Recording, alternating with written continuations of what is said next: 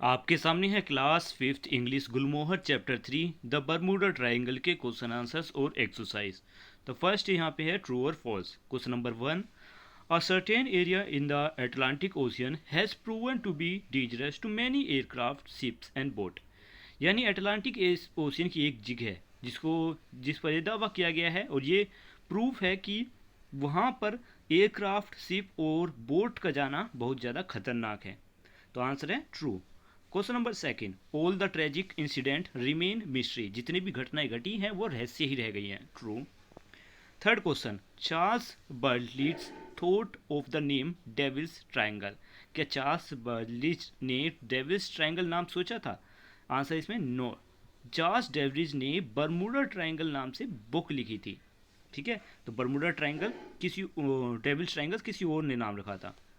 Fourth question, the mysterious power could be felt only within the triangle.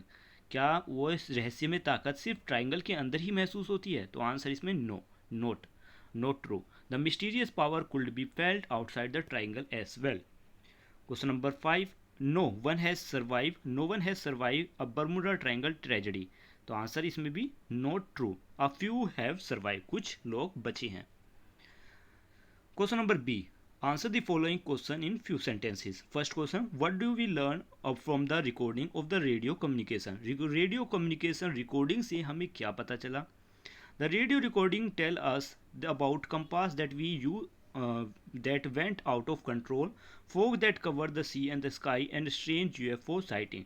यहाँ पर radio recording से हमें पता चला कि यहाँ पर कंपास, दिशा दिखाने वाला कंपास कंट्रोल मतलब काबू नहीं, अपने आप पर काबू नहीं कर पाता, मतलब वो काम नहीं करता, और फोग यानी धुंध इस वहाँ के समुद्र और आसमान को ढक देता है और एक अजीब सी उड़ने वाली चीज़ वहाँ दिखाई देती है। Second question, where was star tiger what when it disappear. कि स्टार टाइगर कहाँ पे था और वो कहाँ गायब हो गया। Star tiger was less than 2 hour away from Bermuda. कि स्टार टाइगर बर्मुडा पहुंचने से 2 घंटे पीछे था बस।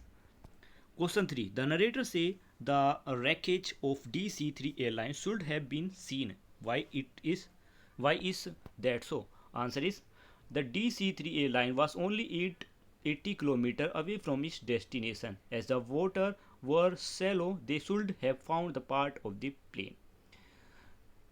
Question number 4, what is strange about the plane crashed and shipwreck in Bermuda Triangle area? कि अजीब क्या है कि प्लेन किस तरीके से वहाँ पर क्रैश हुआ और मतलब बर्मुडा ट्राइंगल में ऐसा अजीब क्या है। The strange thing about the plane crash and shipwreck is no one found any body or wreckage, no one seen or found after the loss. कि अजीब ये है कि किसी भी प्लेन या फिर शिप का टूटने के बाद उसका मलबा वहाँ पर पानी में कहीं नहीं दिखाई देता, ना ही किसी का शरीर दिखाई देता है, कि यही अजीब है। Question number 5, why is the mid Atlantic area thought to be unsafe. Mid Atlantic area की इस बारे में क्या सोचता है। Mid Atlantic ocean is thought to be unsafe because they are strong, sorry, why is the mid Atlantic area thought to be unsafe. कि ऐसा क्यों माना जाता है कि मिड अटलांटिक एरिया बहुत ज़्यादा खतरनाक है। आंसर इसमें है क्योंकि वहाँ पर बहुत ज़्यादा तेज़ पानी का बहाव होता है, वहाँ पर तूफान आता है, टोर्नेडोस आ जाती हैं, बड़े बड़े तूफान टोर्नेडोस आती हैं जिससे घटनाएं घट सकती हैं, दुर्घटनाएं। Second six question, the narrator says perhaps we will never know what is it that we will never know. Answer यहाँ पे कि क्वेश्चन है कि नरेटर ने ये कहा कि हम इस बारे में कभी नहीं जान पाएंगे, और वो किस बारे में है। We will never know the reason of the disappearance and the fate of all the ships and planes that have gone missing. हम ये इस बारे में शायद कभी ना जान पाए कि ये क्यों रहस्यमय तरीके से शिप्स गायब हो जाती हैं, प्लेन्स गायब हो जाती हैं, जिनका अब तक कुछ पता नहीं चला है। नेक्स्ट आ जाते हैं इसकी एक्सरसाइज में, जिसके एक्सरसाइज के आंसर्स आपके सामने हैं, जिनको मैं 1 बाय 1 शो करता हूँ।